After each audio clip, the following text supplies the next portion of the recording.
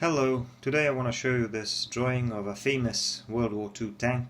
This is the Soviet T-34 76 tank, and I decided to place him in the middle of this wide open scene in the middle of the road with some trees and some clouds and some smoke in the distance, as though maybe it's been attacking some targets or it's moving towards a battle, I don't know. Anyway, let me show you how I did it.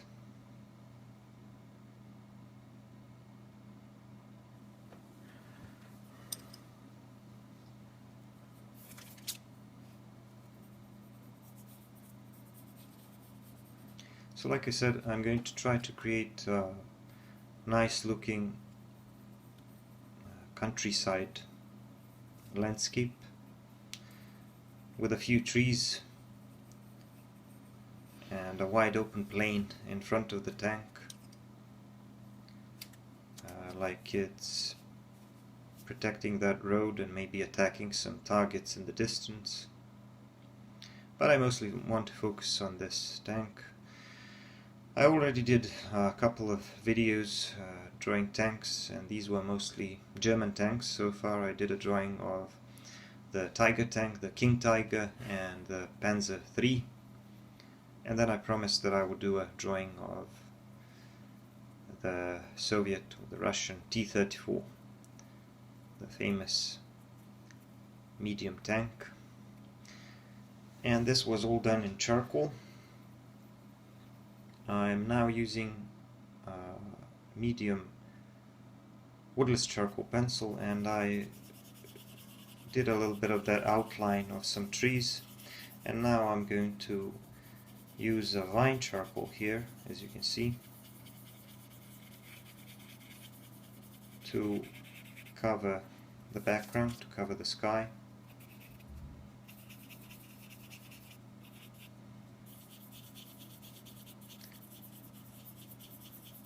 Don't worry if this looks messy right now, because vine charcoal can be easily blended. So all of this is going to be blended smoothly. But I need this charcoal here, I need this value here because I want to draw some clouds. And if I want these clouds to stand out against the background, I do need to put down a little bit of charcoal first. So I'm just going to use a paper towel to blend it, and you can see how smooth it is now without any lines or texture. That's one of the advantages of working with vine charcoal, as long as you don't press too hard, of course.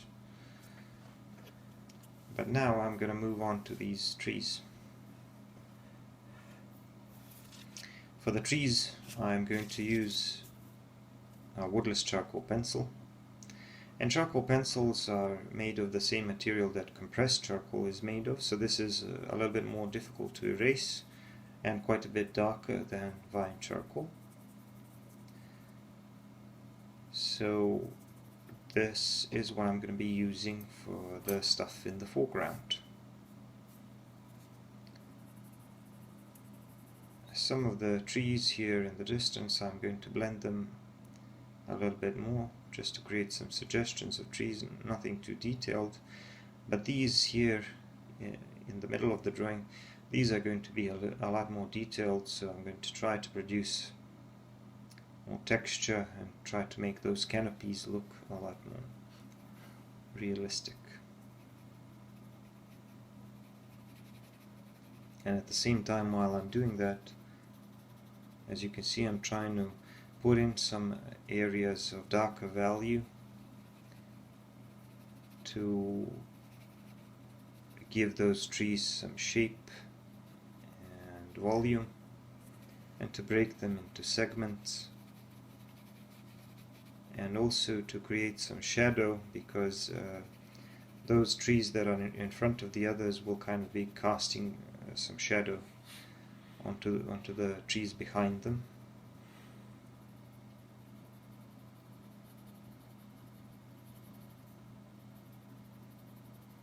So I want this part here to be a lot darker. That's why I'm pressing a lot harder and using more of that charcoal.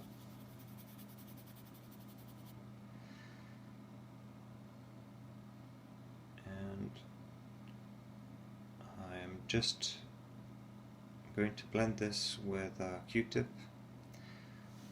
I normally do this either with a brush or a tortillon, but this time I decided to use a Q-tip a little bit because I wanted just a little bit softer texture. Later, as you can see, I used the Q-tip as well for some of these edges, just to make the outline of those trees a little more realistic, to add a few flyaway clusters of leaves or branches here and there. And you can see how I'm trying to create some shadows which are casted by the trees in front, so that only the tops of those canopies stand out and are lighter. I'm going to have a thick cluster of trees here with some smaller ones in front of the other taller ones. The reason why I place these trees here is because of my composition. I want something darker here in the middle, and I want the tank to stand out against that background. And I also don't want my scene to be completely bare and flat.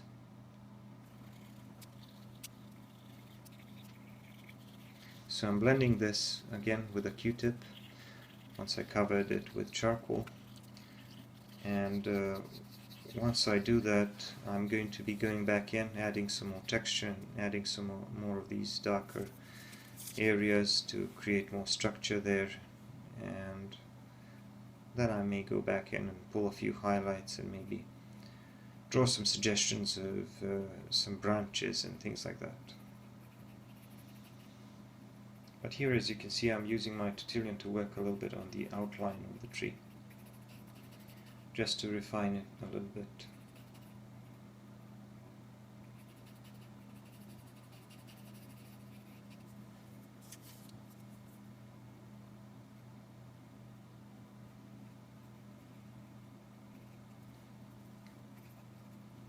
You can often see me using tortillons as a drawing tool instead of a pencil, and the thing is that tortillons don't necessarily have to be awkward to draw with, because you can roll them into a fine tip, and you can use that fine tip to create some finer details when you don't want them to be as dark and as well defined as if you did them with a charcoal pencil. Here you can see that I'm using my eraser to pull some highlights and draw some suggestions of branches here and there in between those leaves. But then I'm going back in with my charcoal pencil to shade around them and draw some of these darker areas of shadow where the light is, or less light is coming through, so that I can make it look like some parts of these canopies which are lighter are protruded, like they're standing out and getting more light. Here I finally decided to move on to the tank. I'm going to do these barrels on the rear side of the hull. I'm going to want my light source to be coming more from the right side and above, so I'm going to shade my tank accordingly. And because it's made of metal, you can expect areas of high contrast with some shiny metallic parts.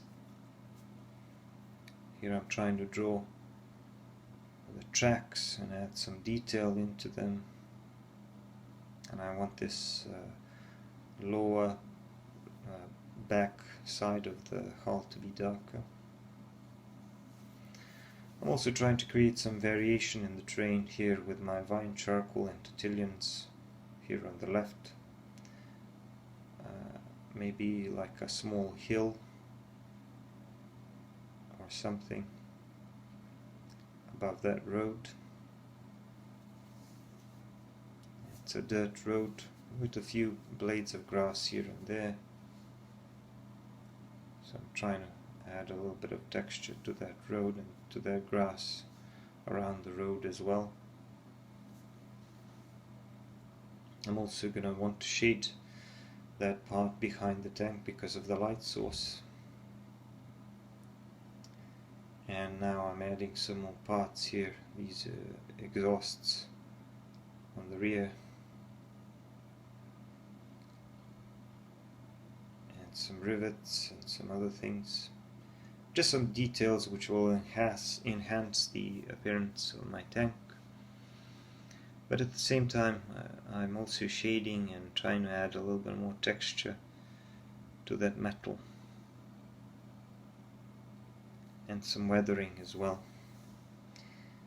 And I decided to go back in here and to pull some highlights on these trees so that I can make some of those canopies stand out a little bit more. And I hope I did a nice work on the shadow falling on the left on those trees, which are kind of behind the ones in the front row. And now I'm moving on to the tracks and the side of the hull, and these wheels, of course. So first I'm going to want to do some of these tracks, and you can see my approach to doing these wheels. I'm kind of shading the areas in between them. I used my pencil eraser and my kneaded eraser to draw these clouds. That's all I'm going to do with the sky, just a few clouds here and there. But I'm trying to add a little more detail to the hull. And here I'm back to working on these tracks, just trying to add a little more detail there and make them look a little bit more realistic. And some more details on the hull. But I think the general shading, the general or bigger relationships between lighter and darker areas contribute more to the realism or the realistic appearance of the tank than the details themselves. The details, they're just the cherry on top.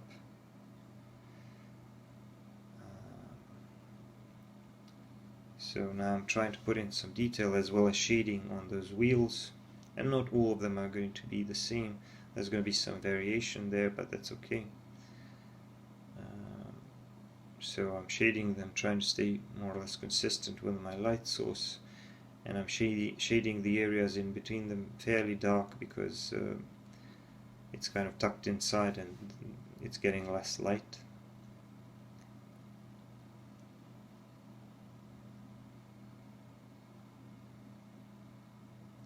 Just a couple more wheels, and then I can start refining all of the details and the texture on the tank. But the thing is that I do all of this in freehand, so if it looks kind of sloppy at first, it's because it is. I'm mostly focusing on the shading, but later I will try to kind of refine the shapes of those wheels and the tracks a little bit.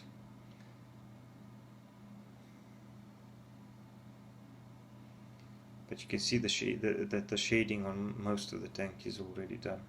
I'm just adding in some of the details and textures. And I'm also going to want to work a little bit with my pencil eraser to draw some of these highlights on the wheels.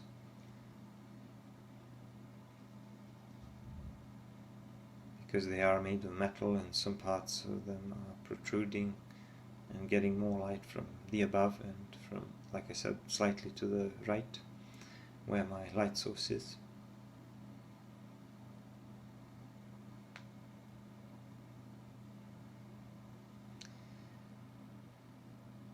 And if I feel like I need to blend something in or soften my texture somewhere, I can just do that with a Tutillion. You can see that I also added a few touches of white gel pen here and there where I felt like I needed more contrast. I couldn't really clean up as much with my eraser. I'm just going to draw some more clouds here on the right as well in the distance, I start with a pencil eraser, and then for some of these softer ones I use knead eraser. And now I'm shading the lower part of those clouds rather, because clouds are 3D objects, so they have their light side and shadow side as well. And here I'm going to try to create an illusion of distance, to try to create like make it look like the fields are stretching out in the distance before this tank. And I'm blending everything in with a paper towel. Here you can see behind the tank I added a shadow and some suggestions of tracks. And here I'm using my pencil eraser to draw some dirt roads, some more dirt roads, and create some suggestions of trees in the distance and things like that. And here I decided to add a little bit of smoke, like something is burning in the distance. Maybe our tank destroyed one of the targets in the distance, who knows. So I often like to have a drawing that almost kind of tells a story and allows you to interpret what happened. I'm just going to shade this part here a little bit more like it's a small valley, like our tank is standing on higher ground, maybe on a hill overlooking those fields and that road down below. So I'm just adding some more detail to that smoke, making it look like there's a destroyed vehicle in the distance. And I'm adding some more variation to the terrain, trying to create some illusion of detail and distance.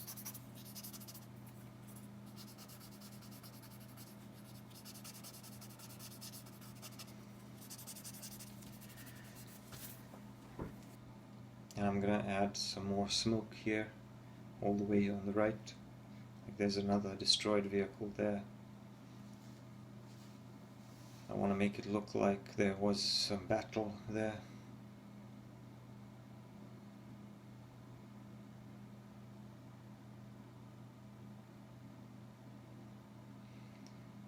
And I'm also just trying to clean up some of the edges on the tank,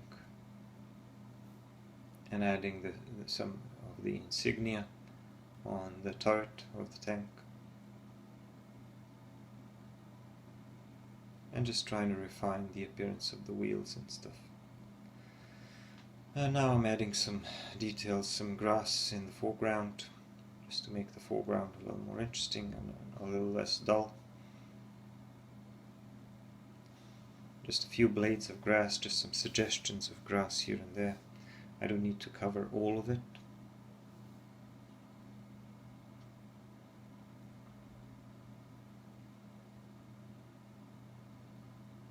I can just do some of it. And here the drawing is done. And this is my signature.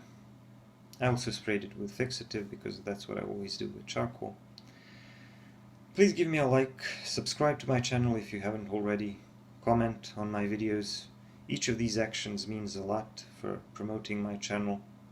Thank you for watching, and I'll see you in the next video. Bye for now.